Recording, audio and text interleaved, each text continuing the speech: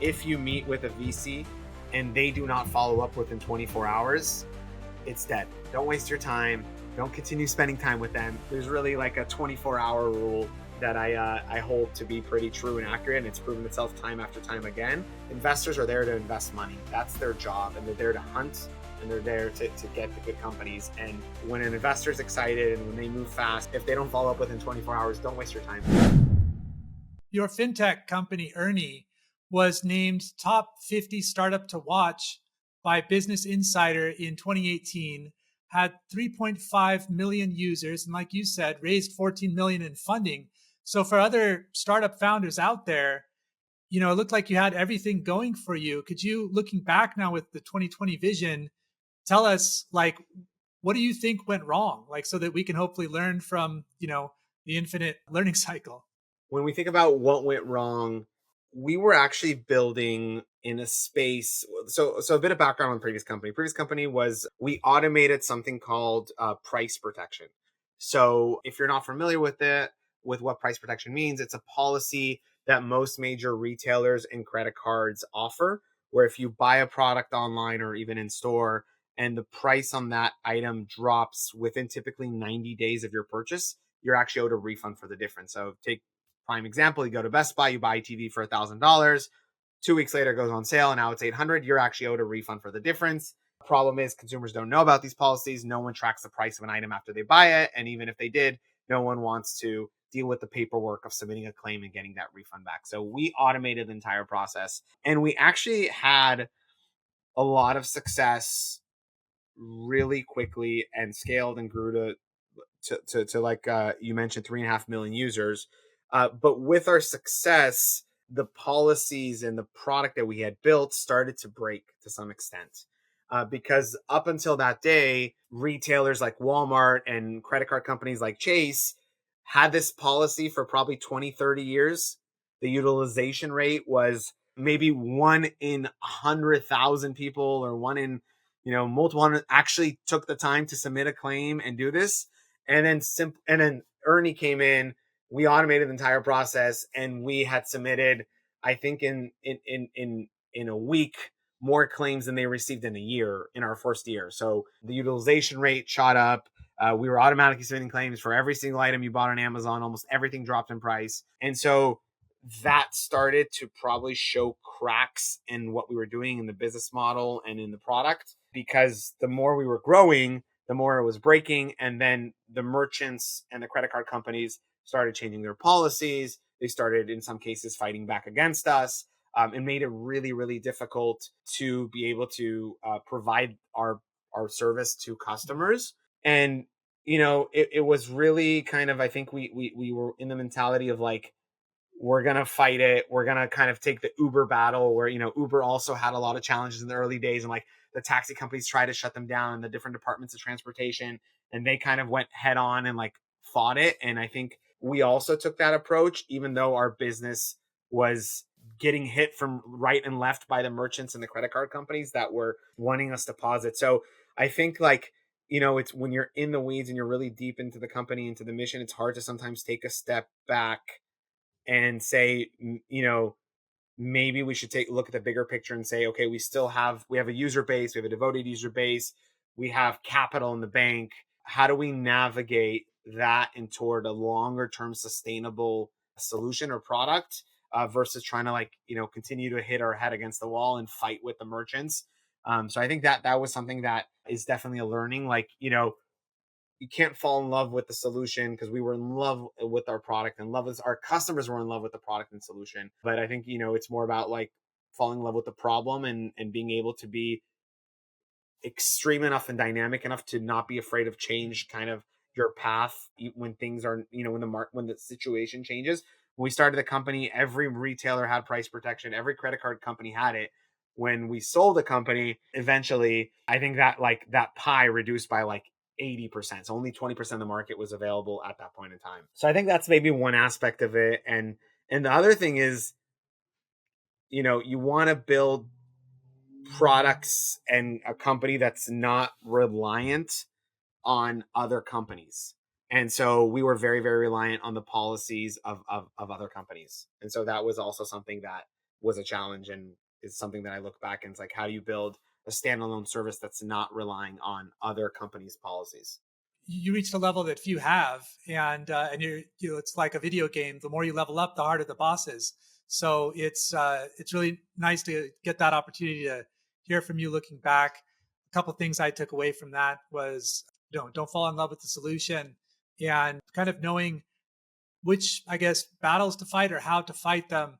And I also, when you're in the maybe earlier stages, you might, it's hard enough just to get a working business model, but understand that, scale might have something to do with it too. So as you scale, you're entering into kind of new paradigms that might dictate a pivot. Like it seems like one way or another you faced.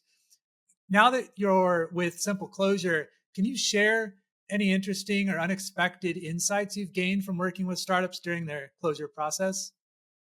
It's a really interesting question. I think that, we think a lot about it at the company, but some of the things that I think are like big learnings or takeaways from helping founders through this journey. I think like one thing is the fact that, I wrote about this actually at the end of 2024, but how devoted and how like the entrepreneurial spirit of like how much founders are like fighting to like make the company success and push on and pivot and raise additional capital. And it's like so encouraging to see that kind of entrepreneurial spirit. I think that's something that's like really amazing to see. And it's really like the backbone of the economy, and is like entrepreneurs. And like, I think there's 30 somewhat million businesses in the US, and it's crazy to see like the devotion and dedication of entrepreneurs. I think that's something that was that's Mm. really unique from working so closely with them.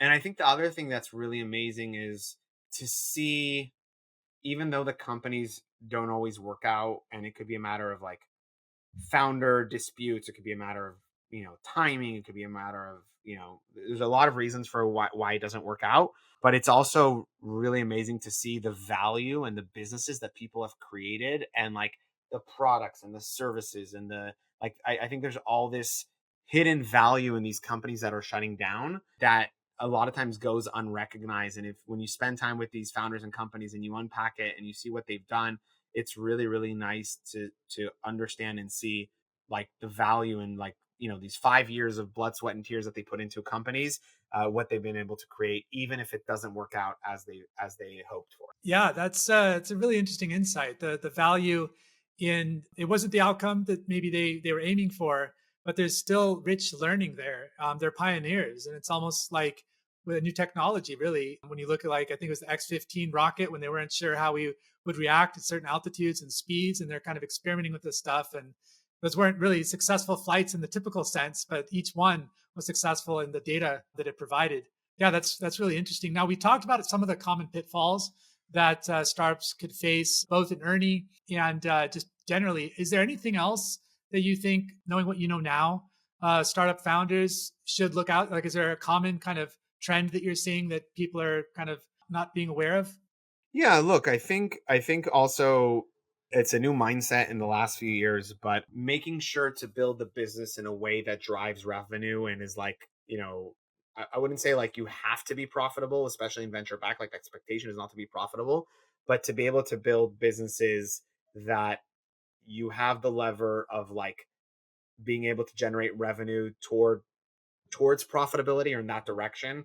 Like, look, if you look at the companies that have shut down on our platform, very few of them, if at all, had like meaningful revenue, right? And so it's not like, companies that have revenue are not shutting down. Companies that are having revenue are, typically selling or continue to grow or continue to build. And so I think that like, especially with like, a lot of the funding drying up in the last year and a half, it's been more of a focus. But I think up until a year and a half ago, there was like grow at all costs, forget revenue, don't focus on it. But I think the companies that are shutting down are either at no revenue or little to no revenue, in terms of how they're operating. And then obviously that gives you no choice except to shut down. So I think even in startup land, focusing on revenue from day one, building the business in a way where you have those levers where you can increase revenue, increase efficiency. I think that's important. So that's kind of like one aspect I'm seeing. I would say that's the main thing, Yeah, that's probably. a good one. Your bottom line. Now, Simple Closure recently raised 4 million in seed funding, if I'm not mistaken. What was your approach to pitching a unique concept like shutting down startups? It's interesting. Like I get it a lot. Like why would you even start a company that helps companies shut down? Look, I think that we actually were fortunate enough to have a really smooth fundraising round with our seed round. We had actually been preempted for a seed round by a VC, and then our existing investors said, "Hey, you know, there's a few more investors that I want you guys to talk to as well because we're excited about this company." And so we ended up getting about 5 term sheets in a week. So from that perspective, I think it was like we were really fortunate to have an easy and streamlined fundraising process. But I think that we are building a unique company and it's a very unique concept. And I think that there are some investors that like get it and are excited about it and see the numbers and see the TAM and see the opportunity and they're excited about it. And then there's others that it's not so intuitive or it's counterintuitive to them and they kind of it's hard for them to get over the hump of what we're building, which is totally fine, but for the most part, I think our investors were, and by the way, there's also some investors.